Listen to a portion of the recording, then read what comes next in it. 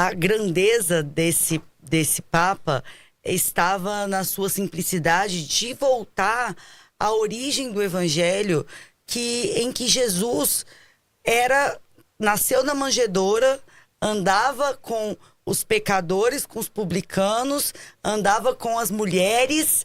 Jesus que se assentava com as multidões para comer. Jesus que dizia para Zaqueu: hoje eu vou dormir na sua casa, desce daí dessa árvore que hoje eu vou dormir na sua casa.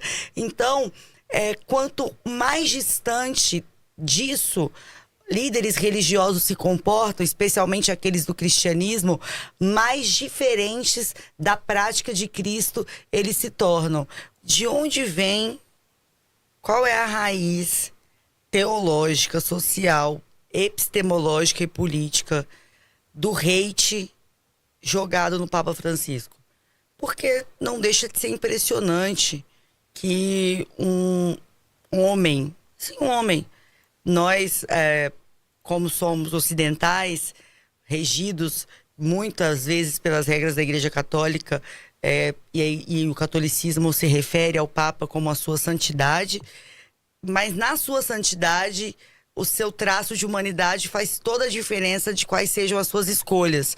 E o Papa Francisco, ao contrário de outras santidades, ele nunca escondeu a sua humanidade, muito pelo contrário, a sua humanidade foi um traço de composição do arquétipo da sua santidade, o que é um negócio muito revelador do papado dele, das escolhas dele. Então, já de cara, a escolha do nome Francisco aponta para a sua humanidade, a reverência à ordem franciscana aponta para a sua humanidade.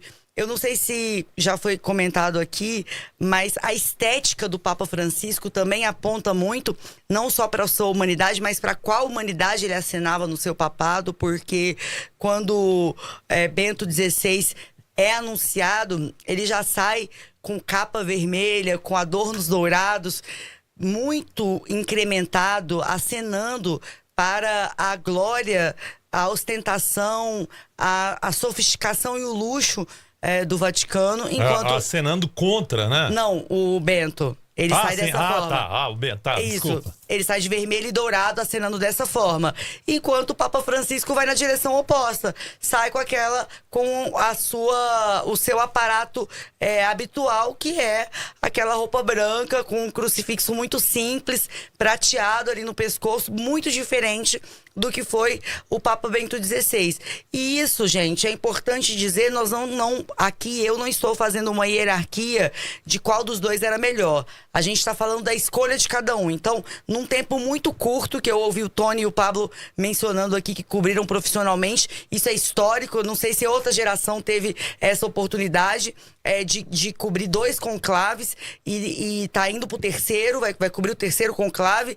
Então, nesse intervalo tão curto de tempo, a gente viu um Papa reforçando essa Igreja Católica que acena para o medievo, para as grandes oligarquias, a igreja que foi aliada do Estado, que junto com o Estado se tornou poderosa, e na sequência um outro Papa acenando para os franciscanos. Mas por que eu estou dizendo isso, José?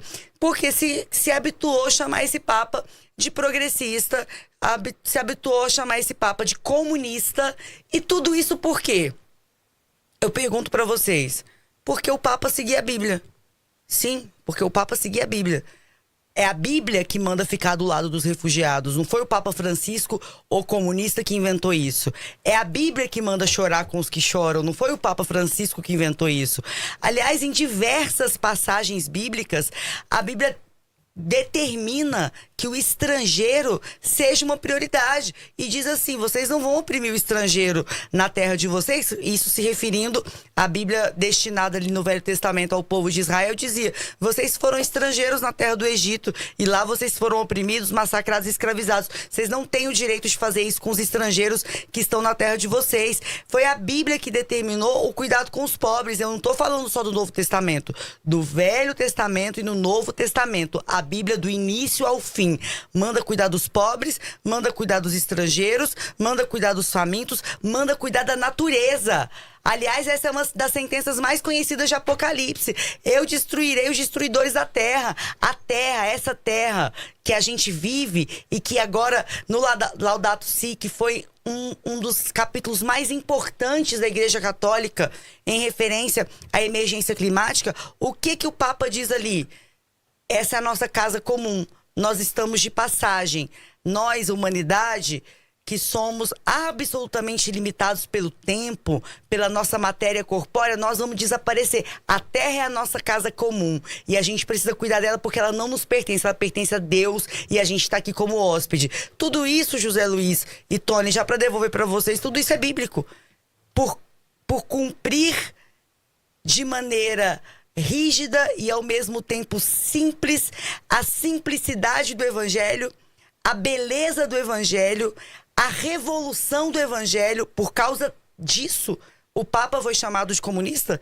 Por causa disso, o Papa foi chamado por aqueles que dizem defender a Bíblia e o cristianismo, ele foi chamado de anticristão? E mais, eles são os que dizem defender as nossas crianças, José Luiz. Mas esse foi o primeiro Papa na história da Igreja Católica que incluiu na Constituição, não é Constituição, né, o nome que diz, mas dentro da legislação do Vaticano, a pedofilia cometida por padres como crime. Ele incluiu. Eles não são os defensores das nossas crianças?